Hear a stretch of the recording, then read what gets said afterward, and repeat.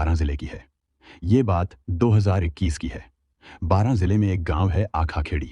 इसी गांव में मास्टर प्रेम नारायण मीणा का परिवार रहता था। घटना 26 मार्च 2021 की सुबह करीब 7 बजे की है। मास्टर प्रेम नारायण मीणा के घर उनका भतीजा राजू रोज की तरह दूध लेने आया था। घर का गेट थोड़ा सा खुला था। उसने धक्का दिया और अंदर चला गया। जैसे ही राजू की नजर आंगन में गई, वो दहल गया। चारपाई पर उसके चाचा प्रेम नारायण खून से लथपथ मृत पड़े थे। ये देखकर राजू चीखने लगा। उसकी चीख सुनकर प्रेम नारायण की पत्नी रुक्मिणी कमरे से बाहर आई। फिर उनके दोनों बच्चे भी बाहर निकले। उनका कमरा अंदर से बंद था। बाहर से कुंडी लगी थी। जैसे ही कुंडी खोली गई, दोनों बच्चे बाहर आए और अपने पिता की लाश देखकर फूट फूट कर रोने लगे। घर से निकल रही चीख पुकार सुनकर मोहल्ले के लोग भी जमा हो गए। थोड़ी ही देर में पूरे आखाखेड़ी गांव में खबर फैल गई कि मास्टर प्रेम नारायण की हत्या हो गई है। गांव के किसी व्यक्ति ने तुरंत थाना छीपा बड़ौद में पुलिस को सूचना दे दी। जैसे ही पुलिस को हत्या की खबर मिली, छीपा बड़ौद थाने के प्रभारी रामस्वरूप मीणा अपनी टीम के साथ तुरंत मौके पर पहुंच गए। उन्होंने घर का मुआयना किया। साफ लग रहा था कि रात में किसी ने प्रेम नारायण पर हमला किया है। उनका गला, सिर और मुंह किसी धारदार चीज से काटा गया था। इतने वार हुए थे कि चारपाई और जमीन पर खून ही खून फैला था। जब पूछताछ शुरू हुई तो पत्नी रुक्मिणी ने बताया कि वो अपने कमरे में सो रही थी और दोनों बच्चे, बेटा वैभव और बेटी ऋचा, अंदर वाले कमरे में थे। बड़ी बेटी की शादी हो चुकी थी, वो ससुराल में थी। प्रेम नारायण आंगन में अकेले सोए हुए थे। थाना प्रभारी मीणा ने पूरी घटना की जानकारी ऊपर तक भेजी। एसपी विनीत कुमार बंसल ने छबड़ा के सीओ ओमेंद्र सिंह शेखावत और प्रोबेशन पर चल रहे अधिकारी जयप्रकाश अटल को भेजा। दोनों मौके पर पहुंचे और हत्या के हालात समझे। एफएसएल और डॉग स्क्वाड को भी बुलाया गया ताकि कोई सबूत हाथ लग सके। पूछताछ में पता चला कि प्रेम नारायण मीणा सरकारी स्कूल में मास्टर थे। गांव में सब उनका काफी सम्मान करते थे, इसलिए ये वारदात सबको चौंका देने वाली थी। प्रेम नारायण मीणा इस समय मध्य प्रदेश के गुना जिले के फतेहगढ़ के एक सरकारी स्कूल में टीचर थे। 15-20 दिन में एक बार ही वो छुट्टी लेकर अपने गांव बारां आया करते थे। इस बार भी छुट्टियों में घर आए हुए थे। उसी दौरान ये वारदात हुई। पुलिस को पता चला कि प्रेम नारायण उस रात घर के आंगन में अकेले सोए हुए थे। उनकी पत्नी रुक्मिणी घर के एक कमरे में सो रही थी और उनके 2 छोटे बच्चे दूसरे कमरे में थे। बड़ी बेटी की शादी हो चुकी थी, वो ससुराल में थी। रात को किसी ने आकर प्रेम नारायण की बेरहमी से हत्या कर दी। उनके मुंह, सिर और गले पर गहरे जख्म थे, लेकिन हैरानी की बात यह रही कि पत्नी और बच्चों को कुछ सुनाई तक नहीं दिया। सुबह करीब 7 बजे जब भतीजा राजू दूध लेने आया, तब पत्नी की नींद खुली और प्रेम नारायण की लाश आंगन में खून से लथपथ पड़ी मिली। पुलिस को यह बात हजम नहीं हो रही थी कि घर में बाकी लोग सोते रह गए और इतनी बड़ी वारदात का किसी को पता ही नहीं चला। शरीर से खून सूख चुका था, जिससे लग रहा था कि हत्या को 6-7 घंटे हो चुके थे। एफएसएल और डॉग स्क्वाड की टीम मौके पर पहुंची और सारे सबूत इकट्ठा किए। इसके बाद शव को पोस्टमार्टम के लिए भेजा गया। जब पुलिस ने बच्चों से अलग से पूछताछ की तो उन्होंने बताया कि उस रात उनकी मां ने उन्हें अलग कमरे में सुला दिया था और बाहर से कुंडी लगा दी थी, जबकि आमतौर पर वे अपनी मां के कमरे में ही सोते थे। पुलिस जांच आगे बढ़ ही रही थी कि तभी मृतक शिक्षक प्रेम नारायण के बेटे वैभव ने एक अहम सुराग पुलिस को दिया। वैभव ने बताया कि उसे और उसकी बहन ऋचा को एक चिट्ठी मिली थी जो उनकी बड़ी बहन ने पापा के नाम लिखी थी। दोनों बच्चों ने वह पत्र छिपा कर रखा था। अब उन्होंने वह पत्र पुलिस को सौंप दिया। उस पत्र में प्रेम नारायण की बड़ी बेटी ने लिखा था कि वह मां को बदनाम नहीं करना चाहती, लेकिन पापा को नौकर जितेंद्र को अब अपने घर से निकाल देना चाहिए। पुलिस ने उस पत्र के आधार पर और बाकी सभी संदिग्ध बातों को ध्यान में रखते हुए जांच को आगे बढ़ाया। मामले में साइबर एक्सपर्ट की भी मदद ली गई। जब पुलिस ने बच्चों से अलग से बात की तो उन्होंने एक चौंकाने वाला खुलासा किया। बच्चों ने बताया कि पिता की हत्या किसी और ने नहीं, बल्कि उनकी मां ने ही अपने प्रेमी और नौकर जितेंद्र उर्फ जीतू बैरवा के साथ मिलकर की थी।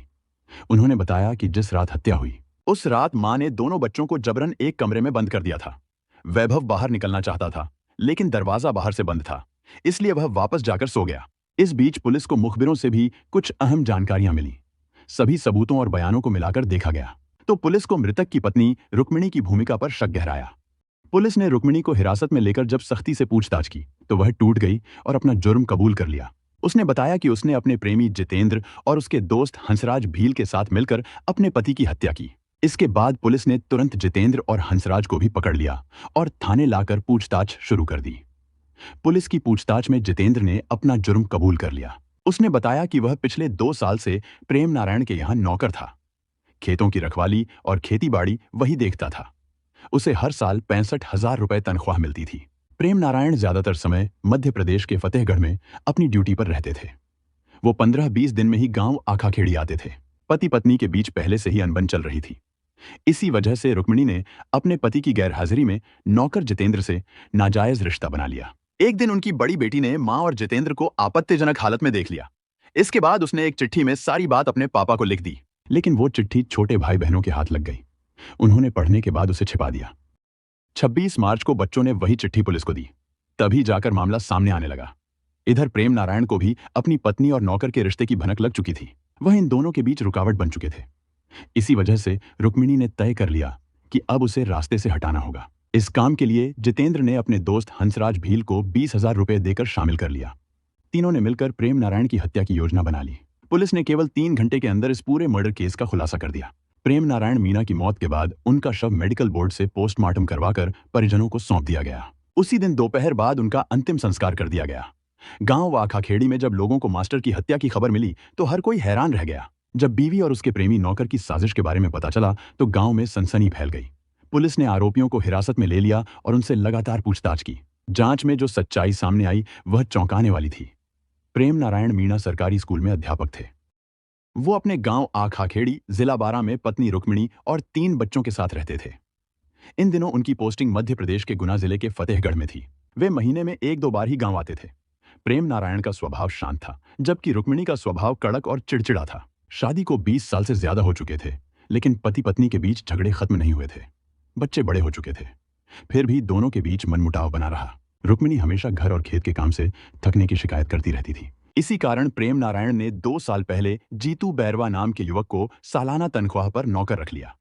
जीतू खेतों का काम भी देखता था और घर का भी।